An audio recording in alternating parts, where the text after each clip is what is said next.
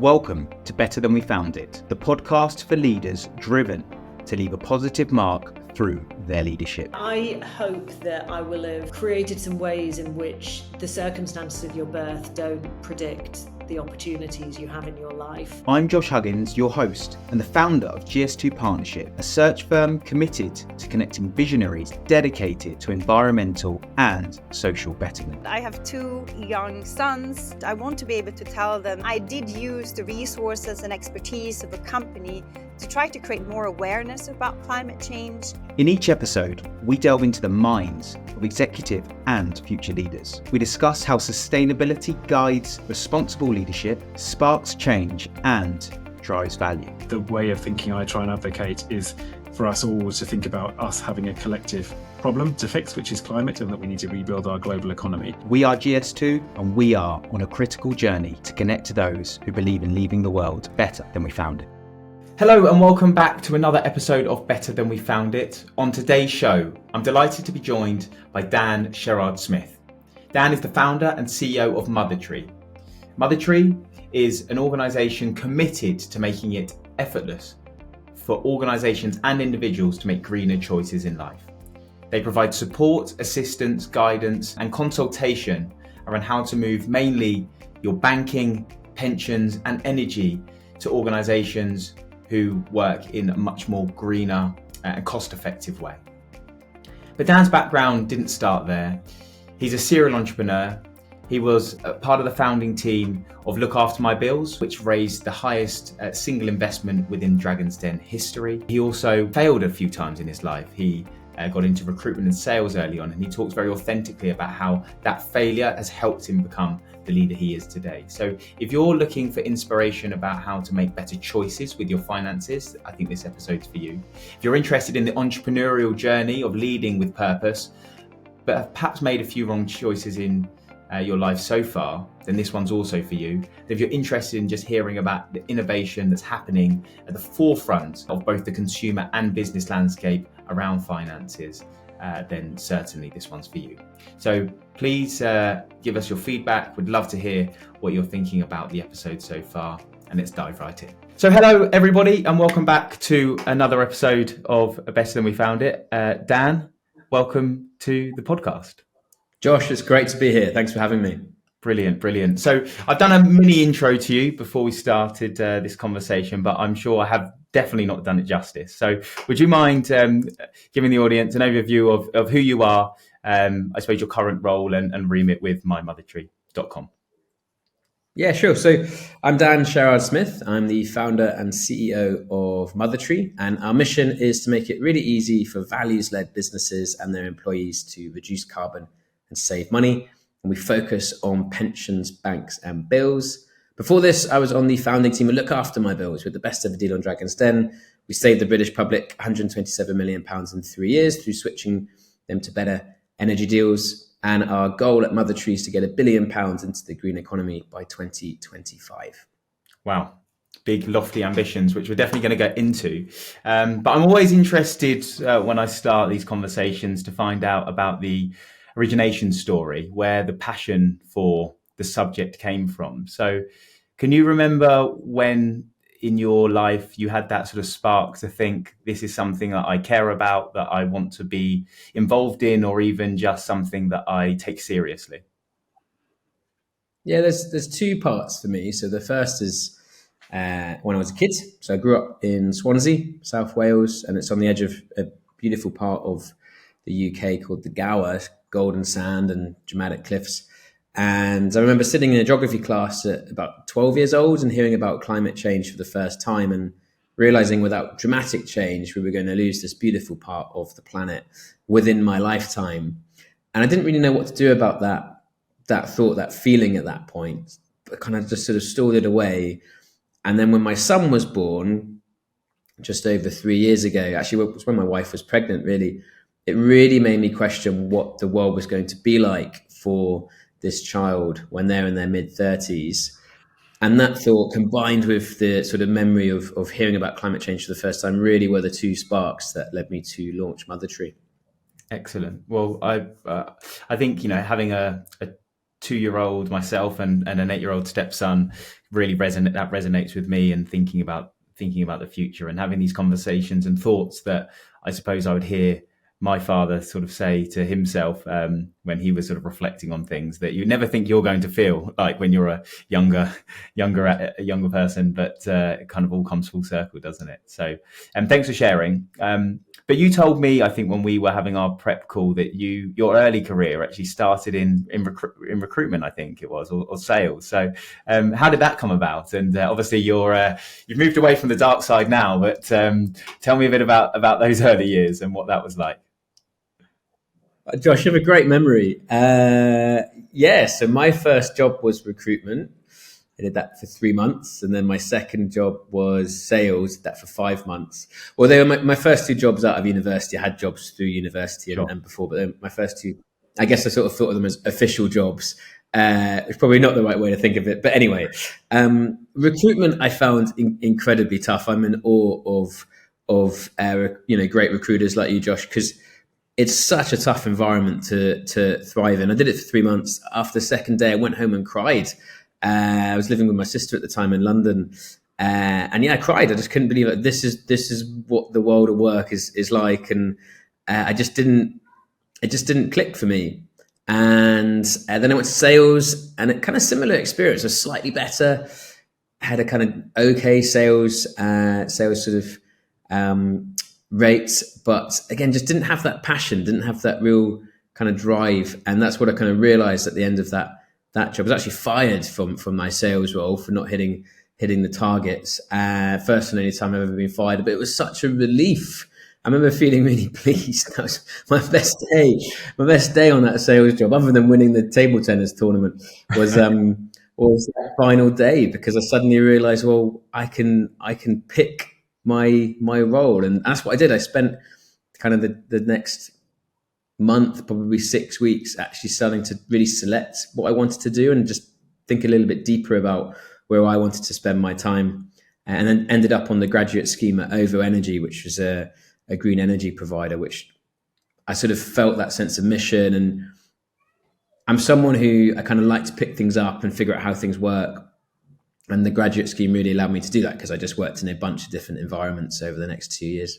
Sure. And how did that time in an organization that were perhaps sort of doing things a little bit differently to what had been done before, but also give you a better sense of what the energy world was like? Tell me about some of the things you picked up from your time there.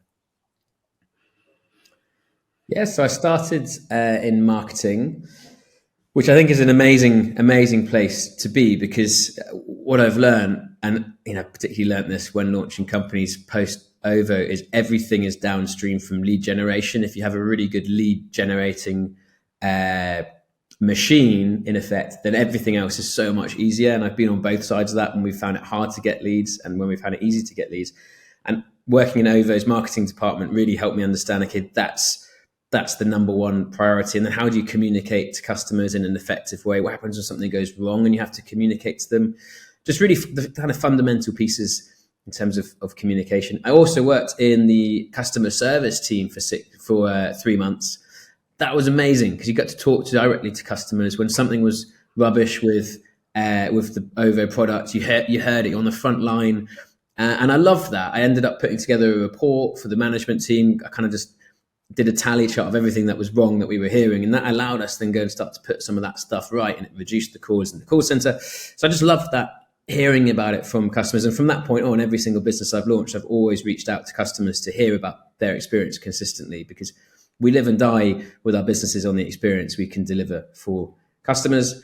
I worked in the business intelligence team, where we looked at the data that underpins the business. So we really got a sense of that kind of macro data. It wasn't just talking to customers in the qualitative sense, but we looked at the quantitative side, so both sides of the equation, which I really enjoyed. Learned to code in the business intelligence team. And then also worked in the debt collection team, which is incredibly tough job on both sides. And for customers who are struggling to pay bills, and then for the debt collectors whose job it is to collect that money, it's an incredibly tough job, and just really fascinating to see the sort of tension there and how to resolve it in a really human way. When it's done well, it can be, you can find a compromise to make sure the customer's happy, but also that the company can still bring some money in for the bills that they provide. So yeah, it was an amazing experience. And then the best thing that I did there was launch a business called OVO Communities, where we set up local energy companies, so local generation, local employment built on OVO's trading infrastructure. I sort of took all my knowledge from the graduate scheme and we launched that. And that was my first foray into, I guess, entrepreneurialism. You might call that an intrapreneur, but I loved it. And that's what sort of set me on the path to what I'm doing now. For sure. And great to see an organisation take or give the backing to people in the business that have ideas and what that looks like. And I think something that I really admire about your journey and the research that I've done is not just, I suppose, the highs of the Dragon's Den investment and other areas that we'll come on to and my MotherTree, but also, I suppose, those setbacks and failures. And experiencing those in your career can sometimes, for some people I talk to, there can be such a fear of failure that it stops the action that's needed. What do you believe it is that allows you to see it as opportunity, and I suppose see it in a positive light rather than the negative or concern of failing? Because I think that's a really important topic. It's a super important topic. It's something I learned the hard way. And I think we as a society need to learn to fail more for the right reasons, not for moral reasons, but for trying stuff out to see how things work. And my first official sort of business as an entrepreneur was called Good Company. It was a social business. It became a charity. And after 18 months, it failed. We didn't have the scale we needed, and we closed that business. And I cried. I cried on my, it's a theme. I don't normally cry, but the two times I've cried in my career, we've heard on this podcast. Yeah.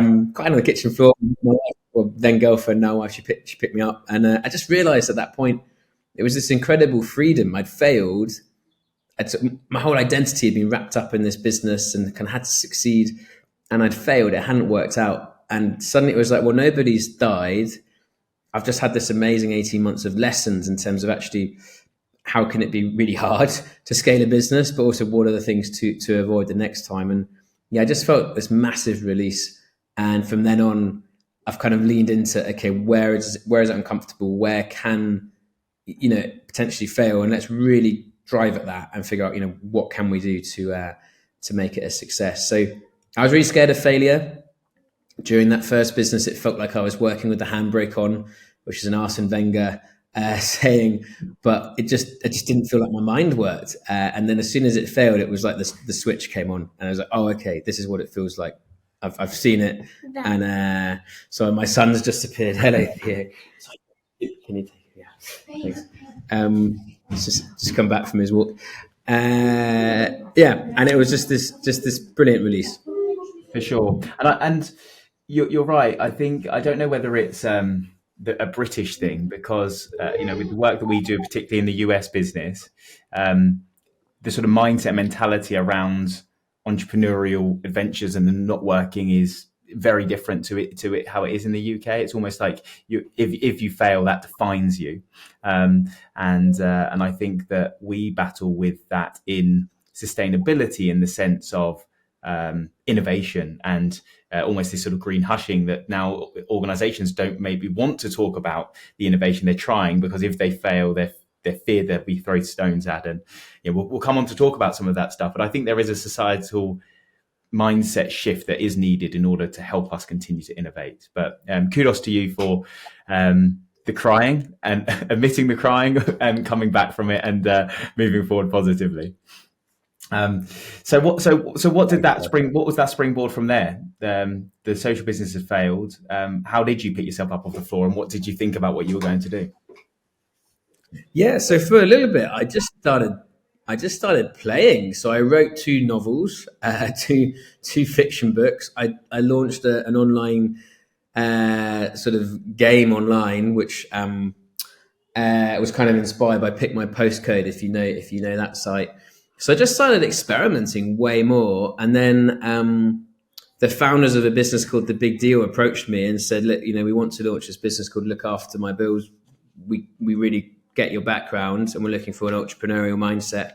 will you come in and launch that business with us? And yeah, I kind of really loved what Henry DeZoot and Will Hodgson were doing. And so, yeah, I went in as the third founder, and that's what became Look After My Bills. And sort of all the lessons that I learned, all those failures before went into that, making that business a real success. For sure. Was this pre or post Dragon's Den appearance? Oh, this was pre. Yeah. So the big deal was Henry and Will's original business, and they were a collective switch unit. So they were negotiating directly with energy providers for better deals for their members. And the members kept asking them, look, this is great, but can't you just do this for us every year? Like, why do we keep having to put our details in and switch? So that was the big idea. And I built it from scratch. So it was just an idea at the time, built the whole thing from scratch. For the first 6 months, we were testing how we were going to get paid. What's the user flow? What is all the, I'm not sure if I can swear on this podcast, but what's all the crap in terms of the customer experience? And the first 300 customers had my phone number. It was the learning from the customer service at OVO. So anything that was wrong day or night, they'd call me. And so after 6 months, we felt we had a decent product. And at that point, we moved the big deal into Look After My Bills. So we sort of transitioned the whole business. We were Y Combinator backed after the 7th month, and then Dragon's Den funded after about month 12 of launching that business. So for people who don't know, what does Y Combinator mean? So Y Combinator is arguably the leading incubator for startups based over in San Francisco. It's launched a bunch of famous businesses. I think Airbnb's gone through it. It's kind of like it's the incubator for startups. Sure, understood. So you have that. You have the backing there, and then the Dragon's Den opportunity comes along.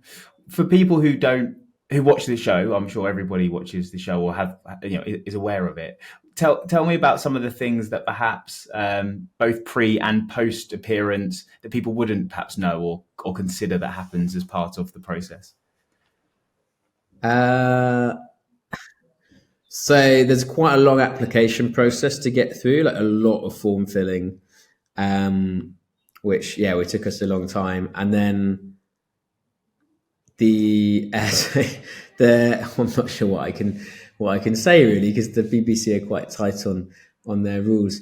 I get, the deal that you make on the show, it doesn't always happen. So like when it gets to film, and then there's about a 6 week to 3 month until the actual show goes live.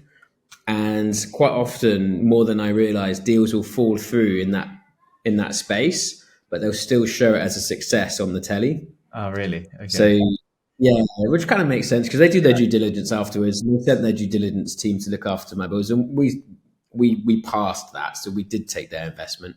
But it's also on the founders. Sometimes we heard that founders actually will, in the background, reject the deal, haven't got it, so they want to go on for the marketing, which is fair enough. It's arguably the best. Certainly for us, it was the best acquisition channel in the UK. It was absolutely incredible for us. We went from 10,000 customers to 50,000 customers overnight. Wow. We were literally in the office back when offices were a real thing, and watching it live, and suddenly the phones just lit up. You could see that we were on Google Analytics on another screen, lit up. Everything just kind of went off, and it didn't stop for about 6 months. It was just this incredible rocket fuel into business. It was best lead generation we ever found. Sure. So okay, I understand now. When you were saying when you found it easy, that's the time that you were referring to. That's the best time. Yeah, there's been others, but nothing on that level. Yeah, for sure. Understood. And for clarity, you weren't actually on the shows, but you're in the backgrounds. What was that? The voice for radio, but not the face for telly, or or the drummer, perhaps. Keeping them. So my role was pretty much everything except for marketing and fundraising. I covered pretty much everything else, from product, tech, to customer service, to operations, to negotiating with the providers. But yeah, very much at that point in the backgrounds. And then for MotherTree, took the step to then then be the sort of front of the business as well. Sure. So how did that transition happen? You know, post Dragon's Den, with Look After My Bills, moving into MotherTree. Could you tell us a bit about that? Yeah, absolutely. So we sold Look After My Bills in, I want to say, the summer of 2020, summer 2019, to Go Compare. And we had a kind of year's earn out, which we hit. So we hit all the figures that they wanted us to hit. And I'm not someone who's entirely comfortable in a big business. My sort of favorite space is small, no politics, get stuff done quick and scrappy, and just try ideas. So I knew it wasn't going to be a job for life. So I guess I was kind of starting to look around for what's possible. And at that point, my wife was pregnant. So that was really the spark when we talked about it already. But that really made me wake up and said, okay, there's no hanging about here. I have to sort of do my part to address the issues we're facing on the planet. And I just started. So then I quit Look After My Bills. I quit that comfortable job and just started researching where I could potentially add value. So at the beginning, it was just interviewing CEOs, CFOs, sustainability officers, just getting a sense of their role and the challenges that they're facing or not in terms of climate change and how they're thinking about it. And then my wife came up with the idea of something called the Climate Challenge, where we took on 30 challenges over 30 days for groups of 8 people at a time. And we ran 5 of these groups. And that really allowed me to test different ideas. You know, we looked at our carbon footprints. We looked at going vegan for the day. We went vegan for the day. We got rid of single-use plastic. We did loads of stuff where it was like, okay, this is what the blogs are saying to do. Well, let's see if people actually do it and how do people react and what's holding them back from taking action. And 2 of those actions were where our banks are investing and where our pensions were invested. And for me, first time we went through the Climate Challenge, I was one of the participants deliberately, just kind of running it and doing it. And I realized 2% of my pension was in BP and Shell, 1% was in tobacco, 1% was in weapons, there was money in gambling. And my bank, HSBC, I was a First Direct, who is a kind of sub-brand of HSBC, was putting about 8 to 10 billion pounds into fossil fuels every year. And it was just such a wake-up call. And when I looked at the impact of that versus all the other actions we can do, just the bank and the pension was double everything else on a carbon perspective. And as we've actually gone into MotherTree in a deeper way, and we now look at biodiversity, we look at reducing the gender pay gap, we look at addressing poverty, we look at getting money to the global south. Every single one of those metrics, the biggest driver as an individual in terms of our power is where we choose to put our money, our banks and our pensions. And that's a really powerful statement that I think is unknown to a lot of people. So I can see the business case already just by you talking about that. But how, as an organization, and we'll get into the specifics of exactly what you do, but I suppose I'm interested in that sort of empowering and also educational piece that clearly the business will need to go on in order to inspire consumers to make these choices. How big a challenge is that, and what are you doing to try to overcome it? It's been a bigger challenge than I thought it was going to be. As you hit the nail on the head, this isn't something people and businesses are aware of. And so for us, a lot of it is about education and awareness building. So we run webinars every 2 weeks to just lift the lid on what's really happening with our finances. We do in-person events. Josh, I know you attended one of ours. It was fantastic to find you in person. I can plug it. It was very insightful and very, very good. So highly recommend it. Well, I appreciate that. So we just do as much as we can to raise awareness, but we've also acknowledged that given it's an awareness challenge, we've also had to pivot the business several times. We started as B2C. That was my background. That's kind of what I really understood, given Look After My Bills. But we're very much B2B. We also run courses for both consumers and businesses, which is to really raise awareness and take action on the finances if they want to go through it themselves. And then typically for businesses, we do the work on their behalf.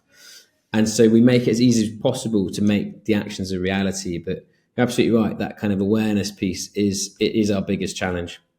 For sure. So, in terms of your goal, you were really clear at the start with what you aim to do. Could you just repeat that for me, just to really capture where you're heading? And having that clarity, I think, is so crucial in an organisation like this. So, could you just again repeat those goals? Absolutely. So our goal is to get £1 billion into the green economy by 2025. And how do you see that happening? What are the tactics to actually deliver that? Because that's a bold statement, a big figure, and I'm sure lots of change is needed to do that. So yeah, what's the thing that sits under the surface to actually deliver it? Yeah, so we've already reviewed and represent £290 million, so about a quarter of the way to that target, or over a quarter.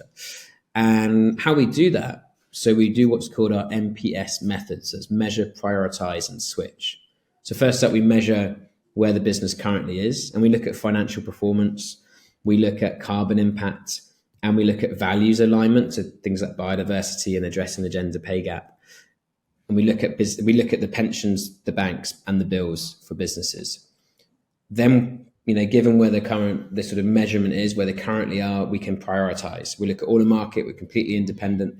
Where are there providers out there that are going to save the business money, that are going to reduce the carbon, and are going to align to their values? And then once the business is happy with the plan, we get to work supporting them on the switch to make that a reality. And any money that's switched goes into that 1 billion target, because we know definitively that money's gone from a Barclays or an HSBC of this world into one of the greener banks. And what we've seen is this has a remarkable impact on businesses. We saved the average UK business about £10,000 to £15,000. We also see employees are happier. We've recorded videos of BBC directors where we've shown the actual changes and what this money is actually doing, and employee satisfaction and productivity goes up. Clients are happier because this is another kind of proof point that this is a genuine business. But also it's the businesses, just like I said earlier about consumers, the biggest chance to change their carbon emissions. We worked with one architecture firm last year who removed 450 tons from their carbon emissions just by changing their bank. It'll be their biggest one-off carbon reduction they'll ever do. For sure. And I think you mentioned a number of things there. One thing I wanted to understand was you said that you've saved money as well. So you're obviously having this impact. You're improving the environmental footprint of the business, but you're saving the business money as well. So it's sounding to me a bit like a no-brainer. But how do you measure that sort of money saving piece? Yeah, so it's really, we look at where the business currently is for their bank and for their bills, so things like energy. And then we say, okay, are there places that actually we can save them money? And, let's take banking as an example. We worked with one business who was holding about £500,000 in a current account with a 0.5% interest rate. And, they were using about 30 to 40K a month burn rate on paying their bills and employees and things. So they didn't have to keep all of that cash accessible right there and then. And so we worked with them to move about 50% of that cash, which is what they were comfortable with, into a greener fund, which was accessible instantly. So obviously if they had a big bill to pay or they wanted to invest big into marketing, they still had the flexibility to get there. But the fund was producing about 6% interest on their money. So we paid for our service within month one just by making that single change with that business. And we're seeing this consistently. So often it's just about smart money management, and then making sure through that smart money management that's going to the banks that are genuinely not investing in fossil fuels and are aligned to the business. And then it's a similar sort of rinse and repeat for energy. We look at what's the spend, or if it's a remote only, what's the employee spend and their consumption, and then move them to a better deal that's using less fossil fuels. Sure, because I think this is where it starts to become really interesting. I'm sure your commercial background helps with this, but sustainability on its own, although perhaps we from our position think it should be, but for a lot of hard-nosed business leaders, maybe it's not the key thing that they think about, or saving that many tons of carbon isn't, makes no impact to them in their brain at all. But when you start to think about value creation or money saving, then that's a lever that most people can get interested by. And I'm fascinated at that intersection of sustainable value creation, where you're using sustainability as the lever to create change, but actually it's also creating value in the business that's noticeable by other stakeholders who might not be kind of turned on by purely the sustainability piece. Is that an intentional thing that from your background and experience that you are leaning into? It is intentional now. I learned it the hard way. So I started off thinking sustainability is the thing, is the sales point. But and for a small segment of people, it is. But exactly like you're saying, Josh, what we found is when you then go and talk to, typically it's the finance director, they don't really care about sustainability. Maybe they give it lip service, but it comes back to, okay, what's the financial position of the company? Can we save the business money?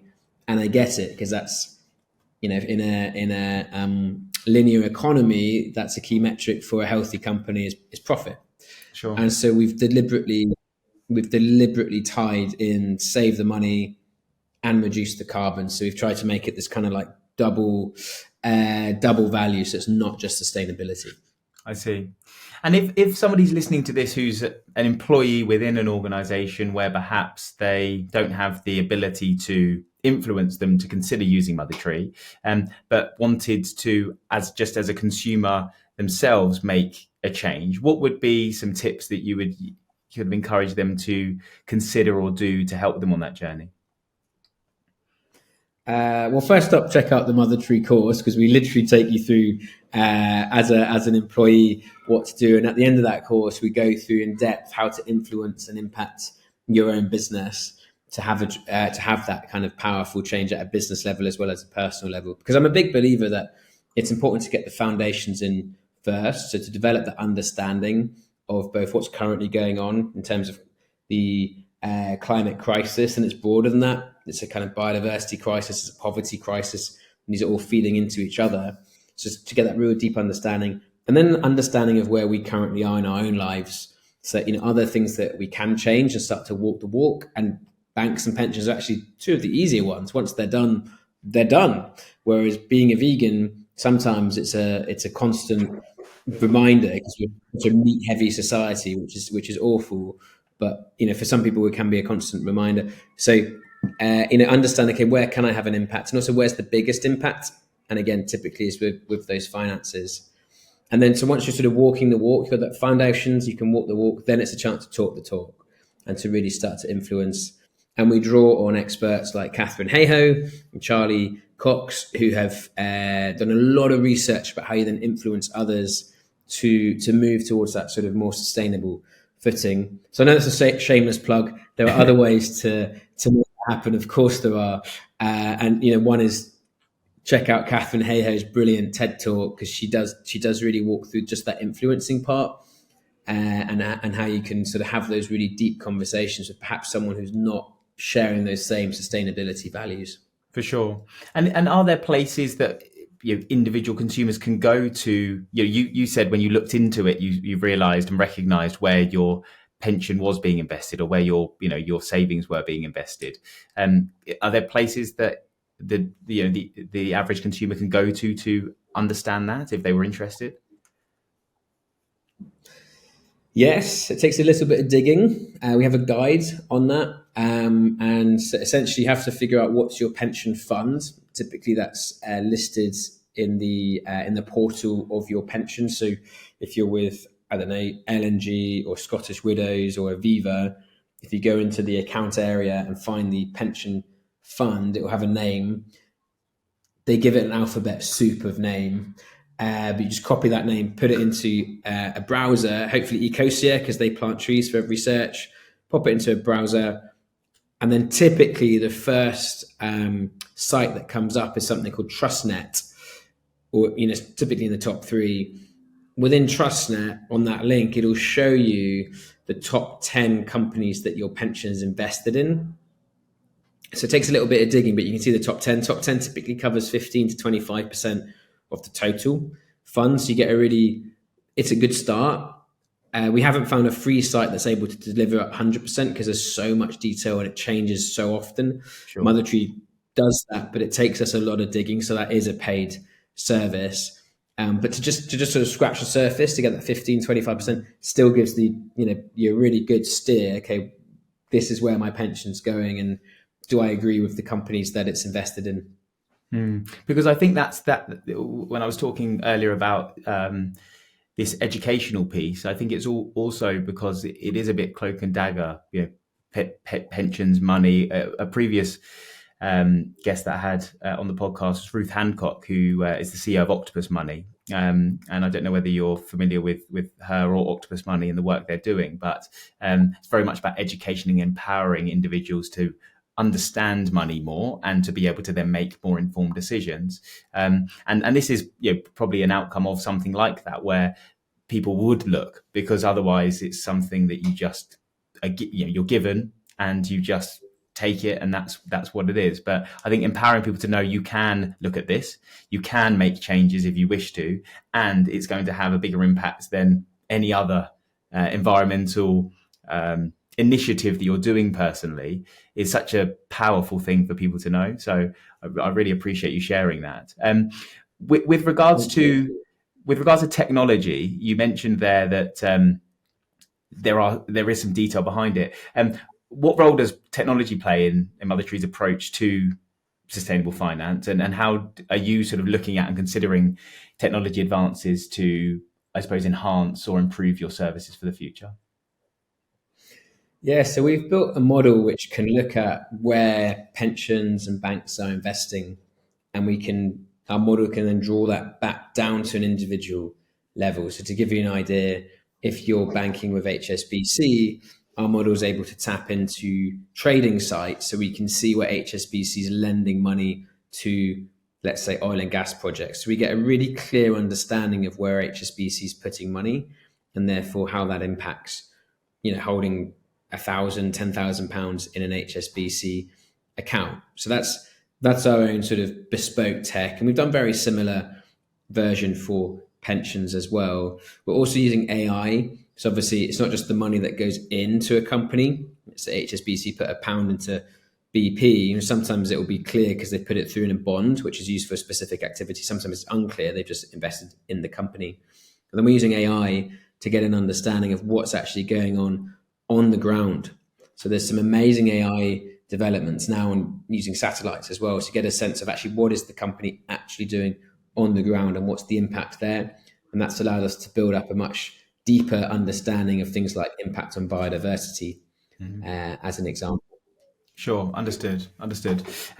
So I suppose, thinking of it from the other lens, the financial institutions, who have been funding these industries for a very, very long time, what do you think are the obstacles that they face or can start to face with consumer pressure, and how can consumer pressure force them to make changes that perhaps we all want, rather than just, I suppose, some of the activism activities that we see which may not actually create much change? Yeah, so let's take Barclays, one of the biggest institution in the UK when it comes to banking.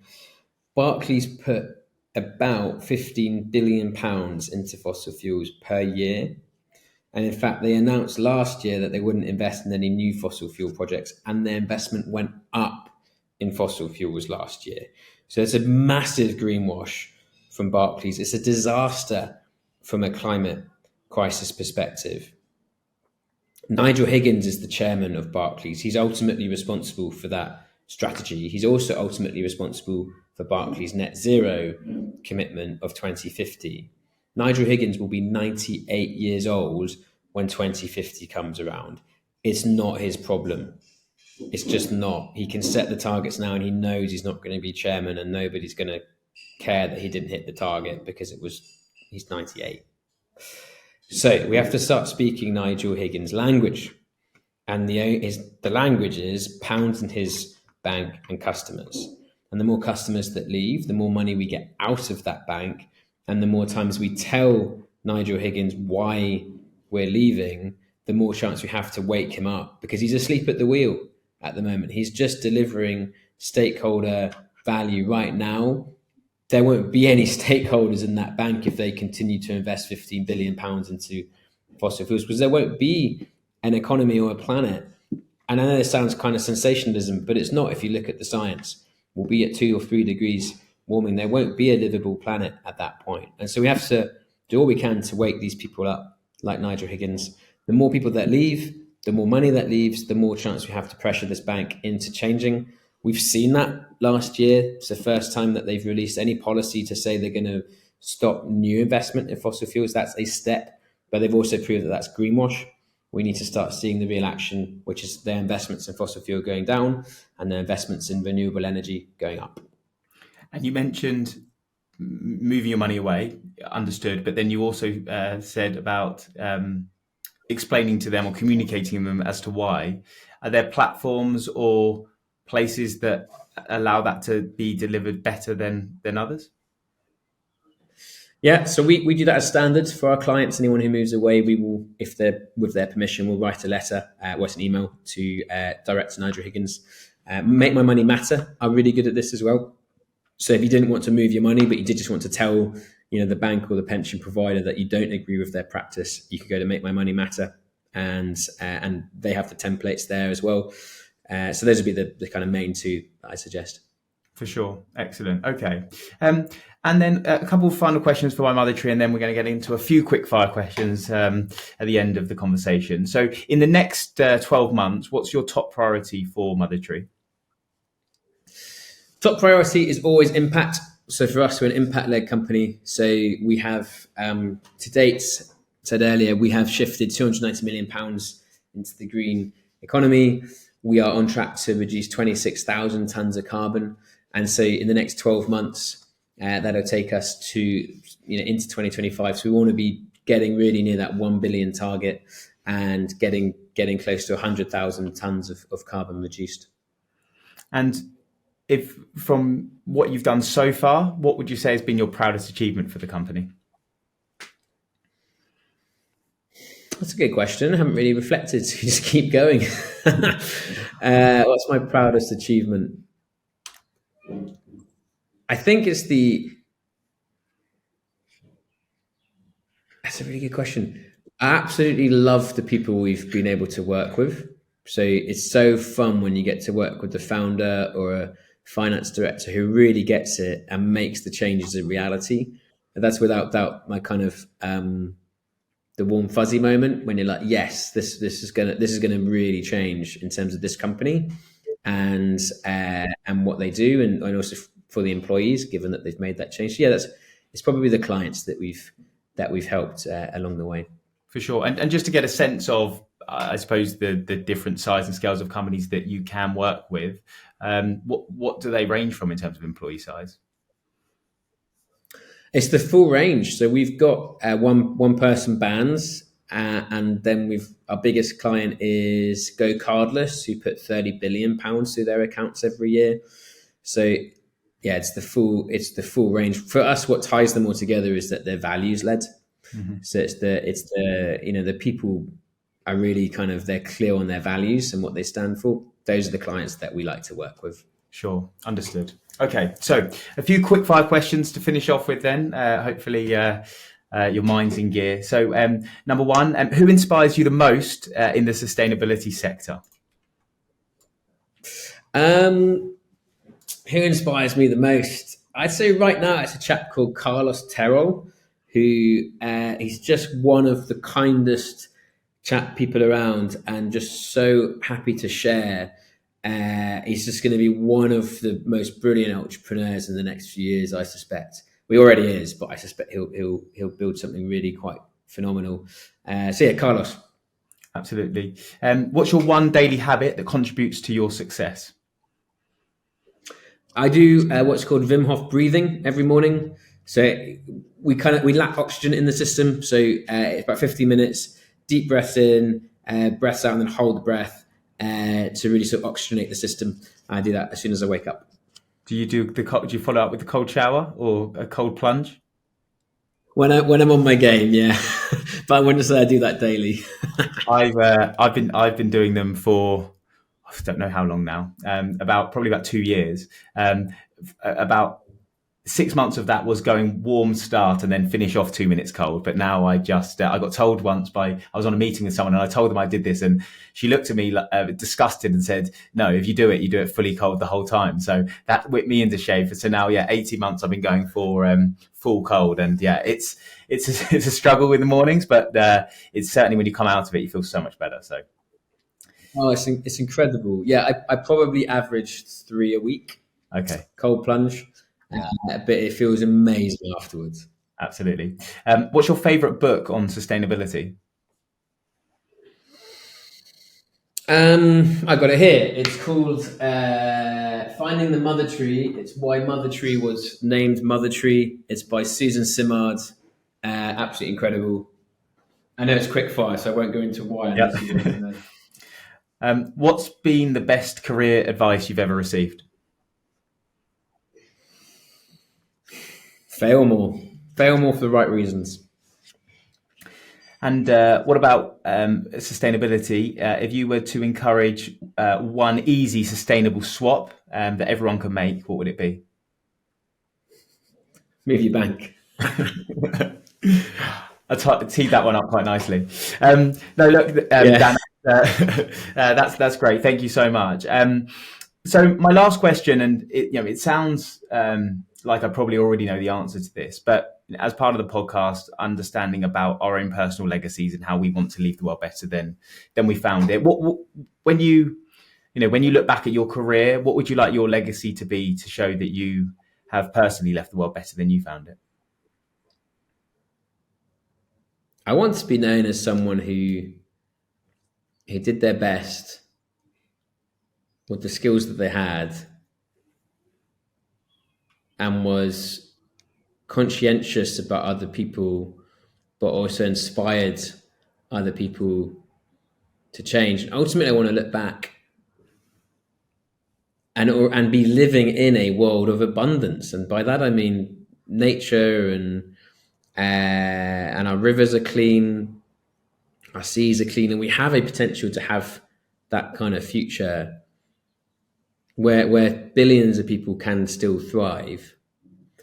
We have that potential, and I'd like to look back and say, yeah, I was part of moving us towards that track, rather than the kind of apocalyptic scene that we're on course for right now. Well, I'm sure with the work that you and your team are doing at MotherTree, you're having a huge amount of impact. So thank you for that. I think I highly recommend that anybody who's listening reaches out to the business and finds out more. I'm sure there'll be people who are keen to be introduced to you and to connect. If they are, where's the best place for them to go to contact you? Maybe you're not putting out your mobile number for those 200 customers anymore, but is there a good place for people to reach you? Yeah, absolutely. Head to mymothertree.com, or you can email me, dan@mymothertree.com. And then also LinkedIn. LinkedIn's a really good place. I'm pretty sure I'm the only Dan Sherrard-Smith. So yeah, have a look on LinkedIn as well. Brilliant. Well, we'll tag those in the show notes so everybody can see you and can reach out. But I just want to say thank you so much for your time today. It's been wonderful to hear about the work that you're doing, your career to date, and I'm sure you're going to have continued huge success. So thank you so much for taking the time out to join us, and I look forward to checking in with you and to see whether you reach that goal of 1 billion by 2025. I'm sure you will. Josh, thank you so much. Thank you so much for having me. It's been an absolute blast. Cheers. Thanks, Dan. Thank you for joining us on this episode of Better Than We Found It. I hope you have found value from this to support your own purpose-led journey. This episode was brought to you by GS2 Partnership, my organisation focused on providing talent solutions for sustainably focused organisations. We are driven by our purpose of connecting the people who believe in leaving the world better than we found it. If you are looking for a partner to support you with your hiring plans, or you are looking for your own career next steps, please reach out to us or personally drop me a message on LinkedIn. It's great to hear from listeners to the podcast, and I'd welcome the opportunity to talk to you. Thank you very much, and stay tuned for our next episode.